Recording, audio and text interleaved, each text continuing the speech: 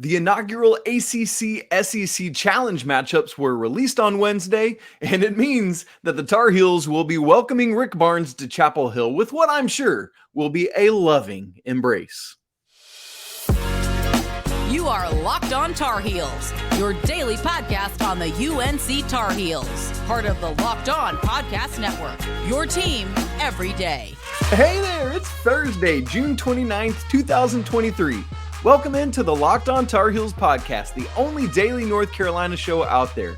I'm your host, Isaac Shaden. I want to thank you for joining us for your first listen or watch every single day. Excited for today's show. It's always cool when scheduling information comes out in the summer. So a lot of fun to talk about not only Carolina's matchups, but also the rest of the ACC SEC Challenge. Plus, Carolina got some great news on Tuesday. Bryce Baker commits to North Carolina. We've had him on our show here, so we'll talk about that later as well.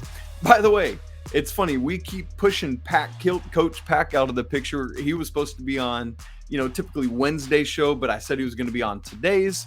But then because of this news coming out about the ACC SEC Challenge, we're going to bump that show to tomorrow. So I promise you, Friday's show is going to be me and Pack. Make sure you tune in for that. Well, here we go. ACC SEC matchup. Going to dive more into all the matchups later on, but want to focus on Carolina's two matchups because it is not just the guys, it's the men and the women in this challenge. So the men are going to host Tennessee on a Wednesday night, and then the women host South Carolina the following evening. Should be two really, really exciting games. And so we'll take these one at a time. First off, if you don't remember why this new challenge came to fruition, you'll obviously recall the ACC Big Ten Challenge for a long time, like 2 decades, right? And then there was also an SEC Big 12 Challenge that had been going on for a decade. It was mid-season, like during the conference season, not like where Carolina's is. But the reason, for the ACC Big Ten, which was always in the non-conference portion of the season.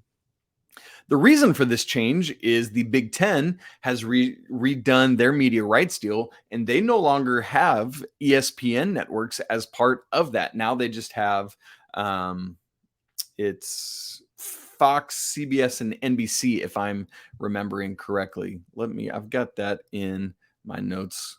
Stand by. I just want to make sure I'm giving you, Fox, CBS, and NBC. Okay, never want to give you the wrong information. Always want to get that right. But anyway, so now that new media deal for Big Ten isn't part of ESPN, so that ACC Big Ten Challenge is no more, and that's why this new one has come to fruition. So more on all of that later, but let's get into the Carolina-specific matchups here. First off is UNC versus Tennessee on the men's side of things. Carolina is 10-2 all time against the Vols. Pretty great stuff there. You might not have expected that record, but keep in mind, Tennessee basketball hasn't always been all that great. And so there you go. North Carolina had won 5 in a row in the series until a couple seasons ago, the season that they went to the national championship game. You might recall Carolina played Tennessee in Connecticut in that what was a pretty ugly game. The Vols won 89-72. Just want to kind of forget that one. I mean, it was bad. But prior to that, Carolina, the 2 previous meetings before that, the teams had played a home and home in 2016-17 and 2017-18 seasons. The Tar Heels won both of those. Both were close games. It was a 2-point and a 5-point margin. Both played in the 70s. But Carolina did come out victorious, and hopefully we'll be able to start a new winning streak. I joked about it off in the cold open, but it is always funny to have Rick Barnes come back after all those kind of contentious matchups he had with Carolina while he was coaching in the ACC. And so I'm always curious to see how the Tar Heel faithful respond to having Rick Barnes in the building.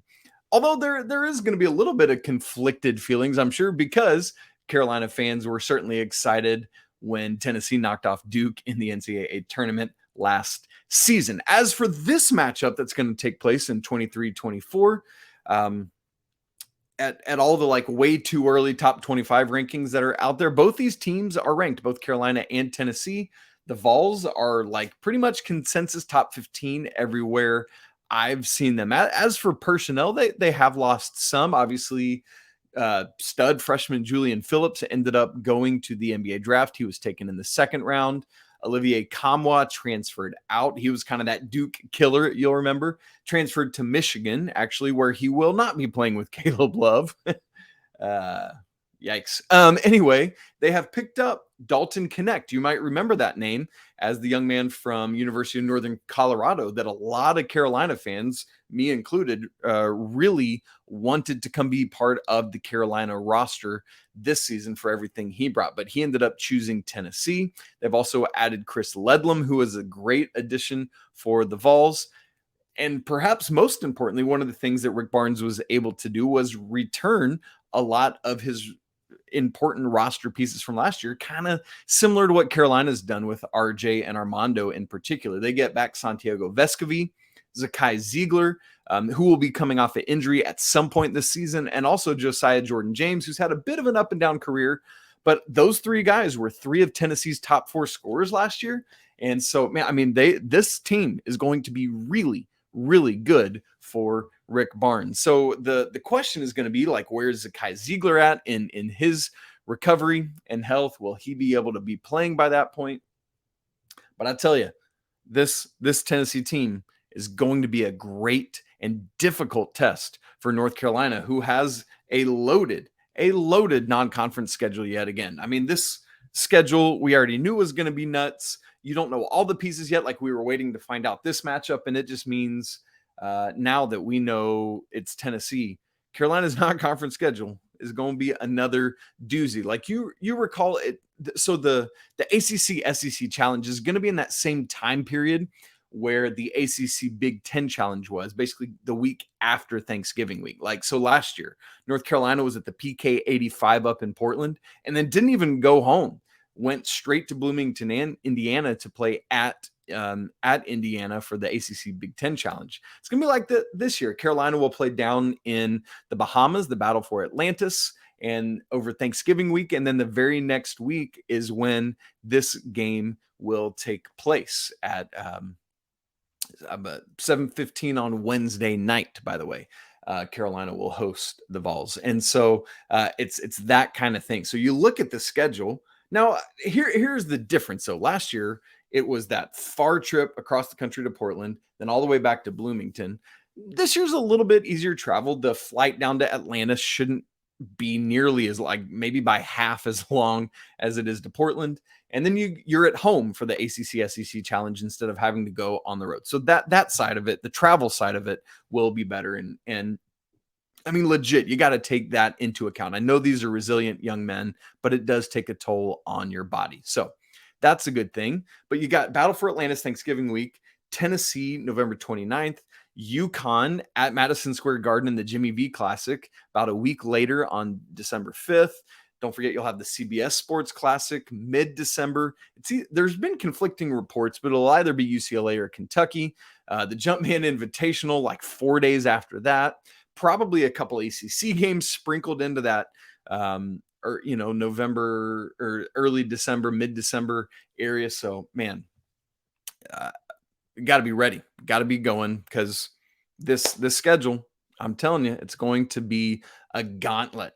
Be ready. But North Carolina hosting Tennessee in the inaugural ACC SEC Challenge should be a great game. Man, electric. Same is true on the women's side, though, where they are hosting South Carolina inside Carmichael. I mean, legit, I know the football teams for the Carolinas are kicking off the season together. This game could upstage that one, because it is going to be just an electric game. It will be on Thursday, November 30th at 7 Eastern time. So, hey, I'll tell you what, go to the Smith Center one night, go to Carmichael the next night, and just that's awesome. Awesome. Both these, similar to the men's game, both these teams should be ranked. I would imagine preseason South Carolina should be ranked higher than North Carolina, although both will be highly ranked. But you know what? Thank goodness Aaliyah Boston is gone, because that lady is a load. I mean, she's a phenomenal basketball player, and really curious to see what the Gamecocks look like without her next season, but they'll have all that talent back. And obviously Coach Courtney Banghart has a great and loaded roster for the Tar Heels. So 2 electric games for North Carolina, both getting to host, which is really cool in the inaugural ACC SEC Challenge. Well, what about the rest of the ACC SEC Challenge? What are we watching for? What are some of my takeaways on some of these matchups? Because I know you're going to be watching other games as well. We'll talk about that in just a second. But first, this episode of Locked On Tar Heels is brought to you by our friends at FanDuel. Baseball season is in full swing, and there's no better place to get in on the action than FanDuel, America's #1 sports book. Because right now, new customers get a no-sweat first bet up to $1,000. That's up to $1,000 back in bonus bets if your first bet doesn't win. Just go to FanDuel.com/locked-on to join today. For example, we got the All-Star game coming up. There's going to be some obviously always cool stuff on that, or the Home Run Derby. You might want to check out some of those bets. Friends, don't miss your chance to snag a no-sweat first bet up to $1,000 when you join FanDuel today. Just go to FanDuel.com/locked-on to sign up. FanDuel, official partner of Major League Baseball. Major League Baseball trademarks used with permission. Hey, I want to thank you again for joining us to make Locked On Tar Heels your first listen or watch of the day. I want to continue to encourage you to send in all your great listener questions. They keep rolling in. If you've been with us this week, you know that I've been rolling out a new opportunity for you to submit questions, and that is through a video format. All you got to do is send a video, either portrait mode or landscape mode, either's fine, to lockedontarheels@gmail.com. Quick video, 10 to 15 seconds. Drop your name, where you're from, and your question, and then we'll include that on the show, both audio and video formats. Already got several coming in, and I want to make sure you get in on that as well. Okay, here is the rest of the ACC SEC Challenge. It's really tough not to automatically say ACC Big Ten Challenge. I just got to focus on it every time. So Tuesday, November 28th, starting at 7 p.m. We got 4 games in that time slot. Remember, there's 14 teams in the SEC, 15 in the ACC. So there's a team that's left out. I'll tell you who it is after the games, but see if you can figure it out as I talk through the games. All right, a 4-pack coming up at 7 p.m. LSU at Syracuse.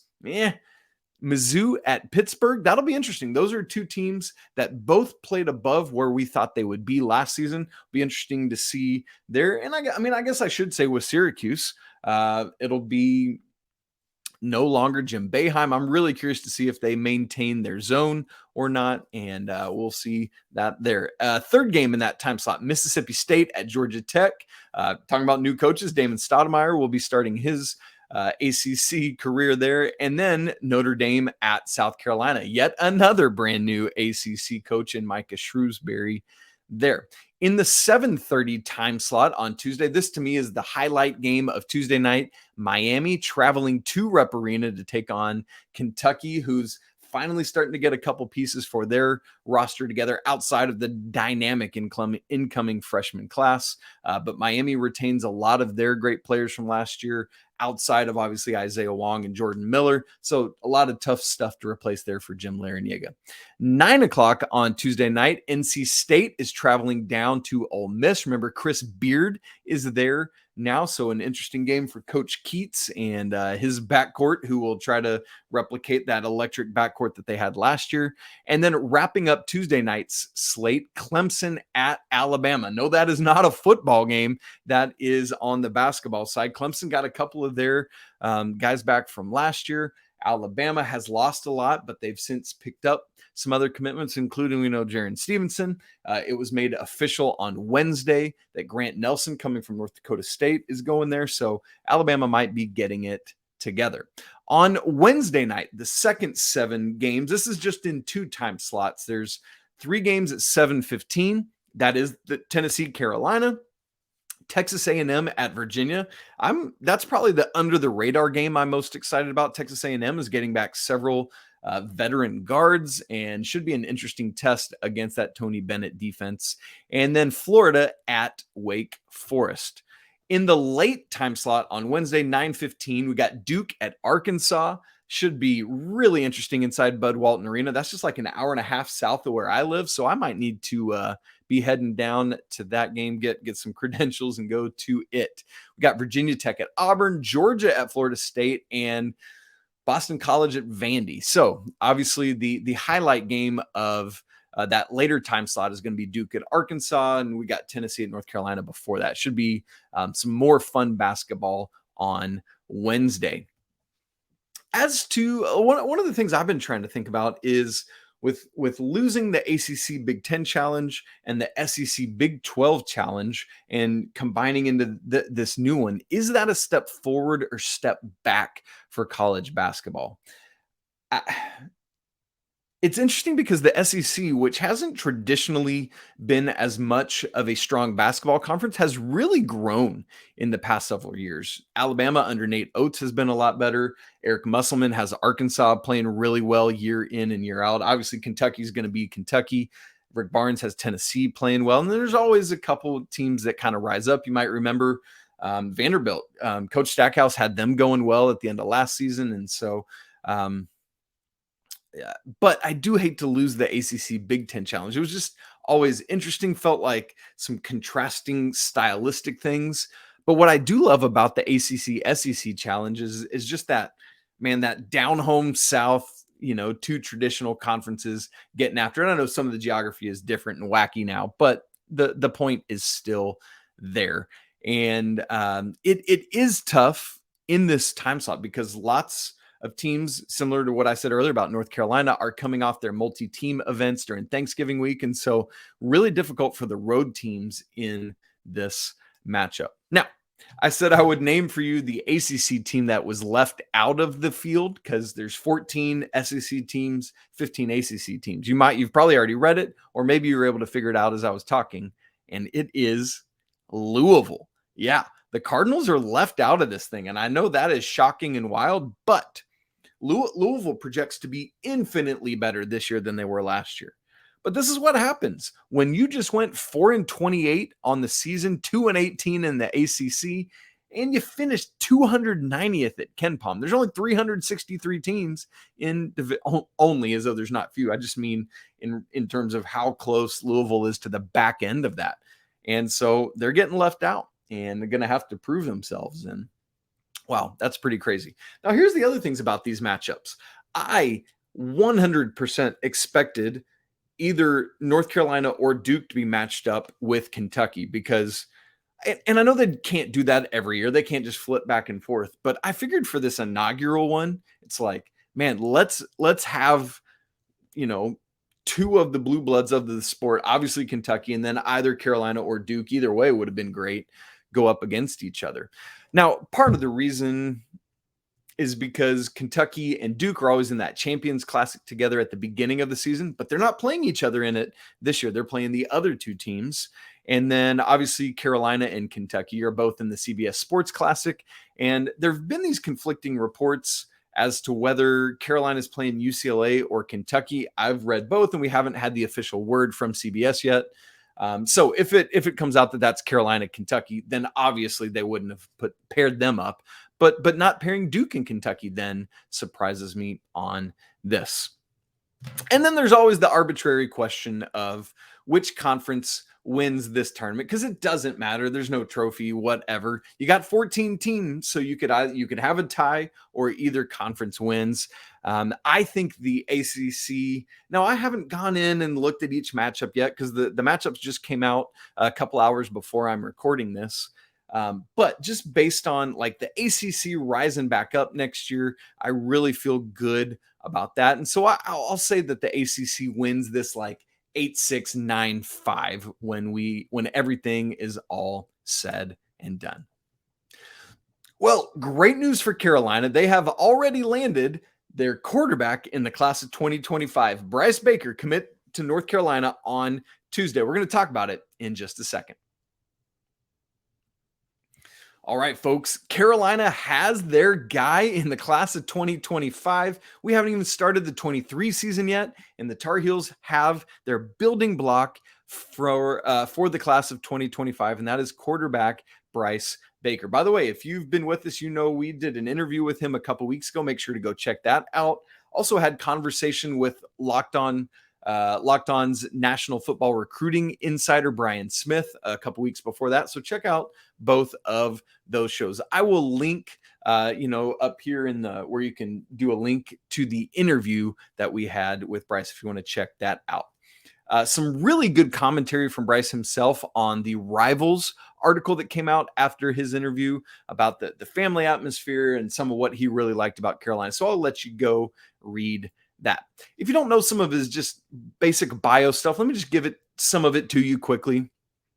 I'll just stay with the Rivals ranking. He's the 10th rated quarterback right now in the class of 25. I'm just telling you, I fully expect that to go up with all the stuff I'm hearing about his evolution and his growth and what people are seeing from him. I fully expect that to happen.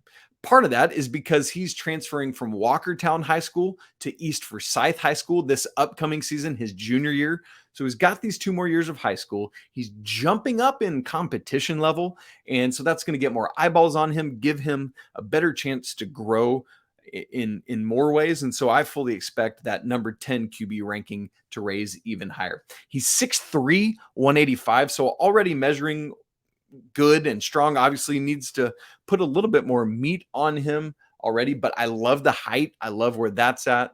Would love to see him get up to around 200 or so, as long as that doesn't put too much on him that he can't carry that weight.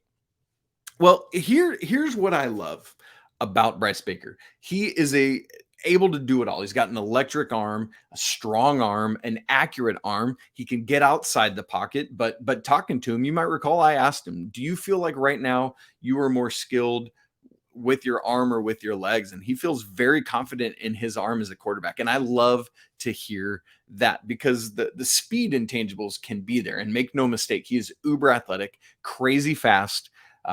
But the things he's already done with his arm in just his first 2 years, again, he's still got 2 more years of high school to keep developing and growing that arm. And so very excited about that. But keep an eye on how he adjusts to this higher playing level as he goes to East Forsyth this year. And I don't mean that in a way of like, I don't think he's going to be able to live up to the competition. I just mean it in terms of watch how he adjusts. Is he still as dominant as he has been? Because the dudes at this level, if they're as good as you want them to be, stand out even amongst the best. So we'll watch that. Now, in terms of what this means for North Carolina, it's awesome. That's what you need to know. In the class of 2025, this is the Tar Heels' first commitment, Bryce Baker is. And so anytime you can start a class with your quarterback as the cornerstone and then build from there, because that's what a lot of other recruits are looking for, is who's my quarterback? I want to go play with him. Or, on the defensive side of the ball, maybe it's a cornerback or a linebacker. It's like, oh, I want to go be part of that defense with him. So this is the place you want to start. Any of the recruiting insiders you talk to, it's like, man, when you start with a quarterback, that's a great way to go. So Bryce needs to be just as much a recruiter as the coaching staff is and get guys to come along with him. Now, is he going to be Sam Howell? Is he going to be Drake May? It's hard to say at this point, because again, you still got 2 years before he's even in that mix, maybe 1.5 if he's an early enrollee. But again, he is blowing up. He's rising up the charts. And so for me, locking him up now is kind of like what you see in the professional ranks, where, forgive me, I'm a Brave. If you're an everydayer, I'm a Braves fan. If you're a visitor, I'm a big time Braves fan as well. And so let me compare this to something the Braves have been doing. For example, their center fielder, Michael Harris. This is just his second year in the majors, but Carolina, the Braves went ahead and locked him up to a long-term multi-year deal to go ahead and just say, we believe in this dude, but if we get him now, then we can sign it at a lower rate than having to give him like 5 years, several $100,000 a couple years from now. The Braves have done this with Ronald Acuna, Ozzie Albies, all sorts of guys. And it's worked out for the most part really well. And I think this is what is great about getting Bryce Baker locked in right now, is his profile is only going to grow but having him committed now is so important for the Tar Heels. Now, obviously, Mack Brown is going to have to keep recruiting him because everyone's going to be coming after Bryce Baker as he grows and develops. But if there's anything that Mack Brown is good at, it is recruiting a young man. So excited for that. And also from my conversations with Bryce and from other things I've read and heard from him, he's the type of man who commits and is all in. And so I know in this day and age, people are transferring all the time, and it doesn't say anything about their character because it's just the landscape of things. But I feel really good about him sticking with North Carolina. Great young man, really polished, really well put together, wildly athletic, hungry to work hard and to keep growing. He's smart. He commands the field. He gets the game because he's a student of the game. He studies hard and studies well. And here's another thing. I love it because once again, the Tar Heels are locking up the top in-state quarterback in the class. Per Inside Carolina, Mack Brown the Tar Heels, I guess. Well, yeah, Mack Brown has done that in 4 of the last 7 cycles. And you want to just keep that going. I love to see it. So, the plan is, from conversation with Bryce, is to have him on the show again later this summer. So stay tuned for that. Obviously, things evolve and change all the time, but that's the plan right now, is to have him on probably right at the beginning of August again. Just one more quick note on the way out, turning back to basketball. If you're keeping up with Tar Heel commit Ian Jackson and the under-19 USA team playing at the FIBA World Cup, they have won again their past 2 games. We didn't talk about their last pool game, but they walloped Lebanon. And then on Wednesday, they beat China in the round of 16, had to come back. China had made a nice little push and gone up by 1 in the third quarter, but America came back and beat them. So now, day off today, Thursday, and then they'll face Japan on Friday in the Elite 8. And then from here, it's just boom, boom, boom. Friday, Saturday, Sunday, quarterfinals, semifinals, finals. As for Ian Jackson, had a really efficient game against Lebanon, 8 points, 3 of 8 shooting, 2 of 4 from 3, 5 rebounds, 5 assists, 2 steals, and that was in 21 and a half minutes. So love to just see that well-rounded game from him. Against China, 15 minutes, 9 points, 3 of 6 shooting, 2 of 3 from 3, and 1 of 1 from the free throw line. Had a nice little run out that he was able to finish in transition and got fouled. Made the basket, a rebound, and 2 assists to go with. So we'll keep keeping tabs on the Americans and obviously specifically Ian Jackson on how they do, hopefully winning that gold on Sunday. That's it for today's episode of Locked On Tar Heels. Thanks as always for joining in. So fun to be part of this community. I hope you love it as much as I do. As always, keep on sending in those questions. You can email the show, lockedontarheels@gmail.com. If you want to just type in a question, that's great. But we'd love your video submissions as well, so we can include you and your face and your voice on the show, not just mine. You can follow the show on Twitter, Locked On Heels. You can follow me at Isaac Shade. Don't forget to subscribe to the show, smash the like button to let us know you were here, and leave your comments on your thoughts on the ACC SEC Challenge and Bryce Baker coming to the Tar Heels.